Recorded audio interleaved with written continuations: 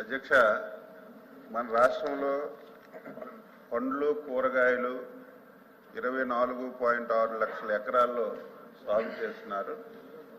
ఈ రాష్ట్రంలో మొత్తం ఉద్యానవన పంటలైతే 46 లక్షల ఎకరాల్లో సాగు చేస్తున్నారు. అధ్యక్ష, మన దేశంలో మన రాష్ట్రంలో చూసుకుంటే ఆయిల్ ఫామ్ కానీ అరటి కానీ మిరప పంటకు కానీ సాగు విస్తీర్ణంలో అదేవిధంగా ఉత్పత్తిలో కూడా మన రాష్ట్రం మొదటి స్థానంలో ఉంది. అధ్యక్ష, అయితే 2019 నుంచి 24 వరకు ఈ ఉద్యానవన పంటలకి అత్యంత ప్రాధాన్యమైనటువంటిది డ్రిప్ స్ప్రింక్లర్. అధ్యక్ష,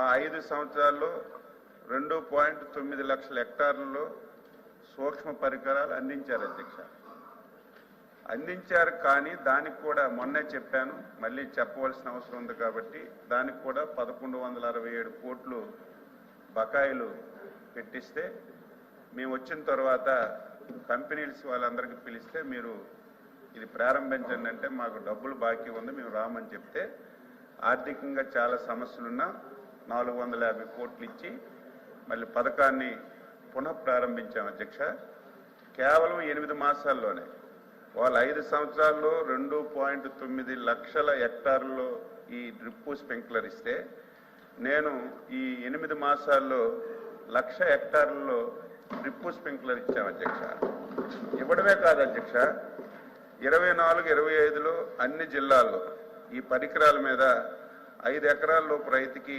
90% రాయితీతో అందించాం. రాయలసీమ ప్రకాశం జిల్లాల్లో 5 నుంచి 10 ఎకరాలు ఉన్న రైతుకి 70% రాయితీతో అందించాం. మిగిలినటువంటి జిల్లాల్లో 5 నుంచి 12.5 ఎకరాల రైతుకి 50% సబ్సిడీతో ఈ పరికరాలన్నీ అందించాం. అధ్యక్ష, ఇది చేసిన తర్వాత మళ్ళీ చాలా మంది రైతుల నుంచి రిక్వెస్ట్లన్నీ కూడా మాకు వచ్చాయి. చాలా మంది ఎమ్మెల్యేలు కూడా నా దృష్టికి తీసుకొస్తే మళ్ళీ ఆ జీవోను కూడా సవరించి ఈ సంవత్సరం అధ్యక్ష 2025-26 సంవత్సరానికి సబ్సిడీ పెంచాం. అధ్యక్ష, ఏదైతే ఎస్సీ ఎస్టీ రైతులు ఉన్నారో వాళ్ళందరికీ ఈ రాష్ట్రంలో ఎస్సీ ఎస్టీ రైతులు ఎవరైనా డ్రిప్ స్ప్రింక్లర్ పెట్టుకుంటే 100% సబ్సిడీతో ఇది అందించాలని చెప్పి నిర్ణయం చేశాం. అధ్యక్ష, అదేవిధంగా రాయలసీమ జిల్లాలో అధ్యక్ష 5 ఎకరాలు ఉన్న వాళ్ళకి ఈ పథకం వర్తిస్తుంది. అయితే ఆ ప్రాంతంలో చాలా మంది శాసనసభ్యులు మంత్రులు వచ్చి ఇది 5 ఎకరాల నుంచి 10 ఎకరాలు చేస్తే బాగుంటుందంటే దానికి కూడా సవరించి 5 ఎకరాల నుంచి 10 ఎకరాలు ఉన్న వారికి 70% ఉండేది. అధ్యక్ష, ఈరోజు దాన్ని 90% చేసి ఈరోజు ఈ పరికరాలన్నీ కూడా అందిస్తున్నాం. అదేవిధంగా 5 ఎకరాల లోపున్న రైతులకి ఉద్యాన పంటలు ఎవరైనా 5 ఎకరాల లోపు ఉన్నటువంటి ప్రతి రైతు ఉద్యానవన పంటలు పండిస్తే వారికి 40% అధ్యక్ష, ఏదైతే ప్రభుత్వం నుంచి ఇచ్చినటువంటి ప్రతి దాని మీద 40% రాయితీ ఇస్తున్నాం. ఆయిల్ ఫామ్ పంట సాగుకైతే ఈరోజు మొక్కలు ఇస్తున్నాం, హెక్టార్కి 6,200 రూపాయలు. అదేవిధంగా మేము ఈ ప్రభుత్వం ద్వారా అన్ని విధాలు కూడా ఈ ఉద్యానవన పంటల మీద ఎందుకు ఎంత దృష్టి పెట్టామంటే ఈరోజు అగ్రికల్చర్ అంటే వ్యవసాయం అంటారు, వ్యవసాయం మీద కంటే ఈ హార్టికల్చర్ మీద ఎక్కువగా మనకి రాబడి వచ్చే పరిస్థితులు ఉన్నాయి కాబట్టి దీనికి ప్రోత్సహిస్తున్నాం. అధ్యక్ష, ఈ మధ్యకాలంలో మొన్నే మనకి కేంద్రం కూడా బడ్జెట్ పెడితే ఈ దేశంలో ఏ రాష్ట్రమైనా సరే ఈ ఉద్యానవన పంటలు ఒక క్లస్టర్గా ఏర్పాటు చేస్తే మనకి ఎక్కువగా నిధులు ఇవ్వడానికి ఒక నిర్ణయం కేంద్ర ప్రభుత్వం తీసుకుంది. అధ్యక్ష, దాన్ని మేము ఆధారంగా చేసుకొని ఆంధ్రప్రదేశ్ రాష్ట్రంలో ఒక 7 క్లస్టర్లను తయారు చేశాం.